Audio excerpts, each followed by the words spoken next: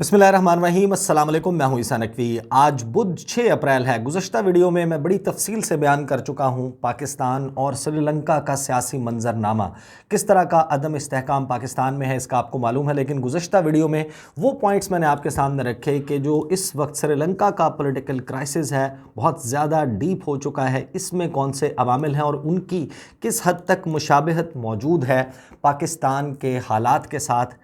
Quote unquote किस किस्म के जराइम थे जो कि श्रीलंका की क़यादत कर रही थी, मिलते जुलते हैं जो वज़ीर-ए-आज़म इमरान खान के जराइम हैं अमरीकी इस्टेब्लिशमेंट की नज़र में, और फिर श्रीलंका का क्या मामला है। लेकिन इस वीडियो में मैं आपके सामने रखूँगा तफसीलात के मुमकिना तौर पर अब किसका नंबर आ सकता है पाकिस्तान और श्रीलंका के बाद।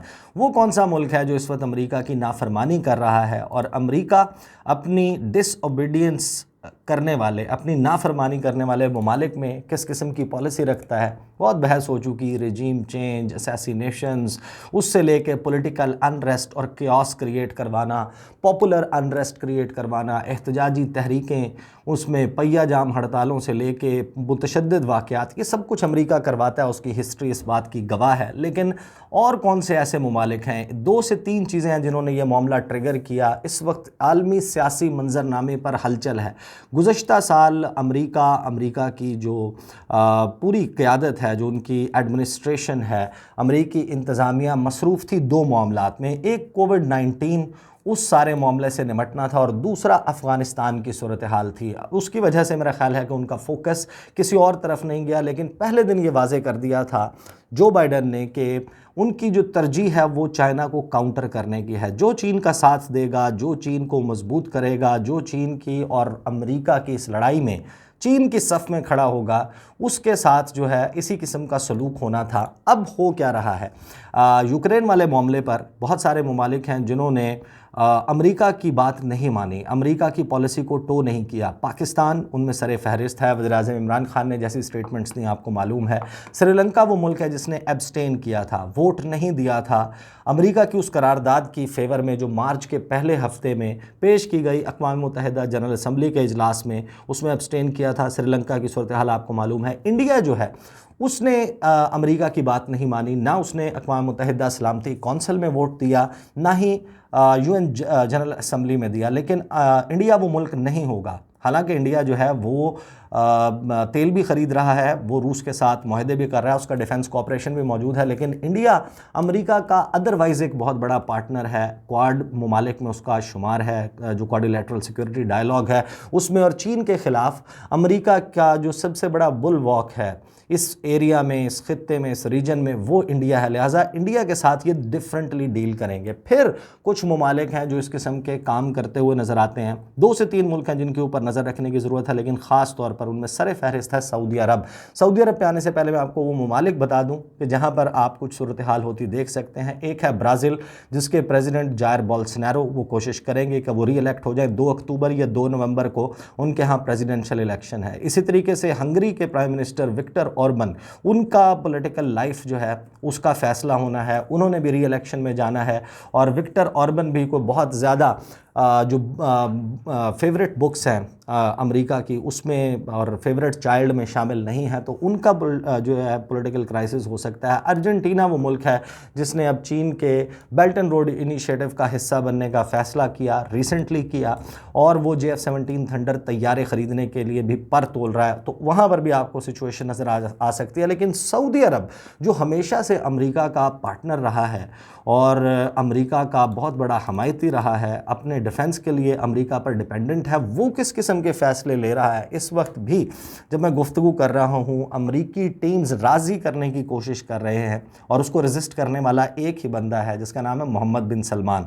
अच्छा, मोहम्मद बिन सलमान ने जिस किस्म का काम किया, इसका बैकग्राउंड क्योंकि मैं बहुत कुछ बता चुका हूँ, सब लोगों को मालूम है कि वो उनके और बाइडन के जमाल खाशोगी के मामले के ऊपर किस किस्म के मामलात हैं। और जो बाइडन जिस वक्त इक़्तिदार में आए, उन्होंने कहा था कि I will make Saudi Arabia a pariah of the world.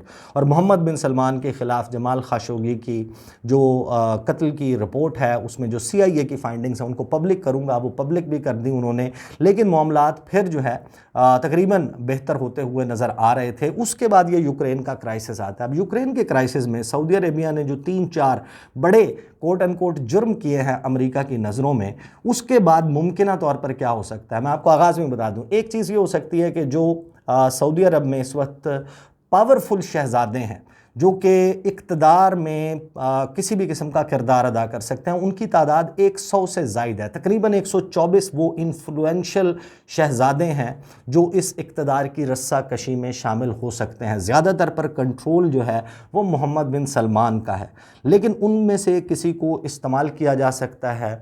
हालांकि मोहम्मद बिन सलमान ने बहुत सारों को कैद भी करवाया हुआ है जो उनके ख़िलाफ़ हैं, और सऊदी अरब किस तरीके से ऑपरेट करता है, रिप्रेशन है, सब कुछ है वो अपनी जगह। लेकिन इस वक्त जो पॉलिटिकल सिनेरियो है इसमें 2 से 3 चीज़ें हो सकती हैं। मोहम्मद बिन सलमान की जान को भी ख़तरा हो सकता है। मोहम्मद बिन सलमान जो हैं उनके ख़िलाफ़ कोई कू की attempt within the house of Sauds, जो सऊदी रॉयल फैमिली है उसमें मोहम्मद बिन सलमान के ख़िलाफ़ बगावत हो सकती है। और तीसरा तरीका ये है कि जिस तरह अरब स्प्रिंग आई थी 2010, 11, 12 के ज़माने में, और लिबिया से लेके, मिस्र से लेके, ट्यूनिस और बहरीन, इन ममालिक में हम एहतजाज होते हुए देख रहे थे, उस किस्म की कोई एहतजाजी तहरीक शुरू हो सकती है सऊदी अरब में जो कि मोहम्मद बिन सलमान का तख्ता उलटते। ये सब कुछ मुमकिनात में शामिल है। उसकी वजह क्या है, मोहम्मद बिन सलमान ने किया क्या? जो रीसेंट जो क्राइम है वो मैं आपको बता देता हूँ। एक, उन्होंने इनवाइट किया है चीन के सदर शी जिनपिंग को कि वो दौरा करें। अगर वो दौरा करते हैं वो दौरा बहुत अहम होगा। दूसरा, उन्होंने क्या काम किया है कि जो 40-50 साल से पेट्रोल डॉलर का फिनोमेना हम देखते हैं कि जो भी मुल्क उसने पेट्रोल ख़रीदना है किसी भी ऑयल प्रोड्यूसिंग नेशन से, उसने उसकी पेमेंट डॉलर में करनी है। और ये वो चीज़ है या ये वो सबसे बड़ा फैक्टर है जो अमेरिका को दुनिया में सुपर पावर का दर्जा दिलाता है। 50-60 साल से, 70s से जो है वो ये सारा काम चल रहा है, 60s 70s से, कि पेट्रो डॉलर का फिनोमेना है। ममालिक पेट्रोल ख़रीदते हैं, ऑयल ख़रीदते हैं, उसकी पेमेंट डॉलर में करते हैं। जो एक्सेसिव अमाउंट आती है सऊदी अरब वो अमेरिका में इन्वेस्ट कर देता है। मुड़ तोड़ के सारे पैसे जो हैं वो जाकर अमेरिका में इन्वेस्ट होते हैं और अमेरिका की दौलत जो है उसमें इजाफा होता रहता है। इस सारे मामले में जो सऊदी एडमिनिस्ट्रेशन है वो अब इस किस्म के सिग्नल दे रही है कि एक पेट्रो युआन का जो फिनोमेना है वो हमारे सामने आएगा। चीन जो है वो पेमेंट करेगा युआन में, और सऊदी अरब राज़ी है कि हम युआन के अगेंस्ट अपना तेल फ़रोख्त करेंगे। अगर ये फ़ैसला हो जाता है, सऊदी अरब पहला मुल्क होगा, और उसके बाद ज़ाहिर है कि जो सऊदी अरब का इन्फ्लुएंस है, organization of petroleum exporting countries जिसको आप ओपेक कहते हैं, और फिर उसमें प्लस रशिया शामिल होता है जो पूरी दुनिया में ऑयल को कंट्रोल करते हैं। ये वो डेवलपमेंट्स हैं जो कि अमेरिका के पास वो तमाम अब आप कह सकते हैं कि वजूहात मौजूद हैं कि वो मोहम्मद बिन सलमान के अगेंस्ट मूव करें। हुआ क्या? हुआ कुछ यूं कि जब यूक्रेन का क्राइसिस आया, अमेरिका का सबसे बड़ा हथियार, क्योंकि वो जाकर यूक्रेन में लड़ा नहीं रूस के ख़िलाफ़, और नेटो ममालिक ने कहा कि हम लड़ाई नहीं करेंगे, हम वहाँ पर जाकर रूस को टेक ऑन नहीं करेंगे, हम इस किसी भी फिज़िकल जंग में इन्वॉल्व नहीं होंगे, हम रूस का रास्ता रोकेंगे पाबंदियों से। पाबंदियाँ लगाई, पाबंदियों में बड़ा डैमेज किया गया रूस को, कई 100 अरब डॉलर का नुकसान, उसके साथ ट्रेडिंग टाइज कट कर दी, बड़ी बड़ी कंपनियाँ वो रूस छोड़ गई, एप्पल से लेकर मुख्तलिफ बड़ी जो टेक जाइंट्स हैं वो छोड़ गए, बैंक्स छोड़ गए, उनके एसेट्स को फ्रीज़ कर लिया गया, इंटरनेशनल बैंकिंग चैनल्स उन पर बंद कर दिए गए। लेकिन रूस को आसरा किस चीज़ से मिला? ये रूस को लाइफ लाइन किसने फराहम की? वो फराहम की मोहम्मद बिन सलमान ने। वो किस तरीके से की? 2020 में आपको याद है जब कोरोना वायरस आया और पूरी दुनिया में तेल की खपत कम हो गई, ना जहाज़ उड़ रहे थे, ना ट्रेनें चल रही थी, ना पब्लिक ट्रांसपोर्ट चल रही थी, शहरों में मूवमेंट महदूद थी, तो ऑयल जो है उसकी डिमांड कम हो गई पूरी दुनिया में, और तेल जो है वो प्रोड्यूस हो रहा था एक्सेस में, इसलिए तेल की कीमत हुई कम। आपको याद है 20-30 साल की कम तरीन सतह के ऊपर चला गया था उस वक्त क्रूड ऑयल, 18 से 20 डॉलर में मिल रहा था, और वो वक्त था जिस वक्त रूस के ख़िलाफ़ खड़ा था सऊदी अरब। इनके दरमियान एक स्टैंड ऑफ हुआ। रूस से मुतालबा किया इन ममालिक ने कि आप अपनी प्रोडक्शन 5 लाख बैरल नीचे लाएं डेली, यौमिया। और रूस दुनिया का दूसरा बड़ा एक्सपोर्टर है ऑयल का, सऊदी अरब नंबर 1 पे है। हालांकि प्रोड्यूसर सबसे बड़ा अमेरिका, लेकिन अमेरिका जो प्रोड्यूस करता है उसके यहाँ खुद ही इस्तेमाल हो जाता है। रूस ने बात मानने से इनकार किया, सऊदी अरब ने ऑयल की प्रोडक्शन बढ़ाई, इस वजह से वो प्राइसेस कम हुई थी। अब ये हुआ कि जब यूक्रेन का क्राइसिस आया और कीमतें स्काई रॉकेटिंग हुई, 126 से लेके $140 फी बैरल तक चली गई प्राइसेस, तो अमेरिका को अंदाज़ा हुआ कि हम जितनी पाबंदियां रूस पर लगा रहे हैं, जितने उसको बिलियंस ऑफ डॉलर्स का नुकसान पहुंचा रहे हैं, दूसरी तरफ वो अपने ऑयल से उतना ही कमा रहा है इस क्राइसिस में। अमेरिका ने अपने वफूद भेजे और हैरान कुन तौर पर किन ममालिक को भेजे? उन्होंने वेनेजुएला, जिसके सदर निकोलस मडूरो की हुकूमत के ख़िलाफ़ ये मुसलसल साजिशें करते रहे हैं, उनके पास भेजा कि आप अपनी ऑयल की प्रोडक्शन बढ़ाएं, हम आप पे से पाबंदियां उठाते हैं। ईरान के साथ भी एफर्ट किया गया, लेकिन सऊदी अरब और यूएई वो 2 ममालिक हैं जहां पर सदर जो बाइडन के जो इस इलाके में तमाम मामलात को देखते हैं वो जाकर बैठे रहे। अभी भी कोशिश हो रही है कि किसी तरह सऊदी अरब अपनी तेल की प्रोडक्शन बढ़ाए, लेकिन सऊदी अरब ने कर दिया इनकार। इस दौरान सऊदी अरब ने जो मामलात रखे कि देखें, आप हूसी मिसाइल हमारे ऊपर दागते हैं, हमारे पास शेल्स मौजूद नहीं है, हमारे पास इनफ मटेरियल मौजूद नहीं है। पैट्रियट जो मिसाइल सिस्टम हमारी अरामको की और दूसरी फैसिलिटीज़ के ऊपर लगा हुआ है, उसके हमारे पास उसको चलाने के लिए अब मिसाइल बाकी नहीं रहे, जो कि एंटी बैलिस्टिक मिसाइल सिस्टम है, वो काम नहीं कर सकेगा। तो अचानक जो है मोहम्मद बिन सलमान के इस स्टैंड के बाद अमेरिका जो है उसने कहा ठीक है, हम यमन में भी आपको सपोर्ट करेंगे, वो असलहा भी फराहम करेंगे, हम आपको नई बैटरीज़ और नए जो पैट्रियट मिसाइल डिफेंस सिस्टम है उसके लिए साजो सामान मुहैया कर रहे हैं, लेकिन आप तेल की प्रोडक्शन बढ़ाएं।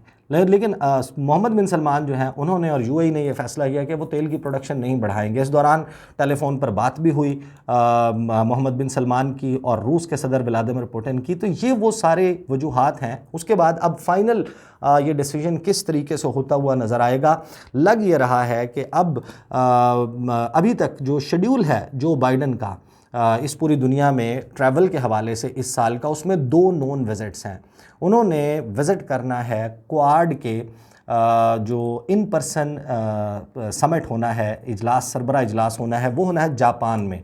जापान जाना है उन्होंने। एक ये उनका नोन विज़िट है जहाँ पर इंडिया के वज़ीर आज़म नरेंद्र मोदी और ऑस्ट्रेलिया के वज़ीर आज़म स्कॉट मॉरिसन भी जाएंगे। उसके अलावा जो उनकी एक और ट्रैवल इंगेजमेंट है वो है ग़ालिबन जून के महीने में, मई या जून के महीने में है। उन्होंने जाना है स्पेन में उन्होंने नेटो की जो समिट है, इन पर्सन समिट है, उसमें शिरकत करनी है। इसके अलावा उनका कोई नोन विज़िट नहीं है। कोशिश ये की जाएगी कि सऊदी अरब जो है वो टर्म्स पर आ जाए, ऑयल की प्रोडक्शन बढ़ा दे। जो चीन के साथ कोज़ी अप हो रहा है, चीन को के साथ पेट्रो युआन वाला मामला हो रहा है, उनके जो सदर का दौरा हो रहा है, ये सारा कुछ साइड पे कर दिया जाए। और फिर आप देखेंगे कि अचानक जो बाइडन जो कि कहते थे कि I will make Saudi Arabia a pariah of the world, वो आपको नज़र आएगा कि अगर ये मामला थ्रू हो जाते हैं, अभी कोई चीज़ डेफिनेट नहीं है, तो फिर आपको नज़र आएगा कि वो दौरा करेंगे सऊदी अरब का। वो जाकर उसी मोहम्मद बिन सलमान के साथ खड़े होंगे। बड़ा स्ट्रेंज है वर्ल्ड पॉलिटिक्स। उसी मोहम्मद बिन सलमान जिसको कहते थे कि ये कातिल है खाशोगी का, मैं इसको सबक सिखाऊंगा, उसके साथ नज़र आएंगे। अगर ये सारे मामलात वैसे नहीं चलते तो फिर सऊदी अरब में आपको अनरेस्ट क्रिएट होता हुआ, कोई एहतजाजी तहरीक शुरू होती हुई या इस किस्म की कोई और डेवलपमेंट नज़र आए तो कोई अचंभे की बात नहीं। It's a writing on the wall. या तो सऊदी अरब जो है वो बात मानेगा अमेरिका की, नहीं मानेगा तो फिर एफर्ट ज़रूर होगा। उसका नतीजा क्या निकलता है ये अलग बात है, बाद में बातचीत से मामलात हल हो जाते हैं, ये अलग बात है। दिस इज़ वेरी इंटरेस्टिंग और बहुत ही दिलचस्प वक्त गुजर रहा है इस दुनिया में। आलमी सियासी मंजरनामे पर हलचल है, एक रस्सा कशी है। और गुज़श्ता 1 साल 1.5 साल से मुसलसल अपने वीडियोज़ में मैं आपको इसी मंजरनामे के हवाले से बता रहा था कि आपको दुनिया में किस किस्म की हलचल नज़र आएगी। सर्द जंग चीन और अमेरिका की सर्द रहे तो बेहतर है। ये किसी कश्मकश की तरफ, एक डायरेक्ट कॉन्फ्लिक्ट की तरफ गई तो फिर ये दुनिया तबाही के धाने पर। इंशाल्लाह अगली वीडियो में आपके साथ मुलाकात होगी। मुझे इजाज़त दीजिए। अल्लाह हाफ़िज़।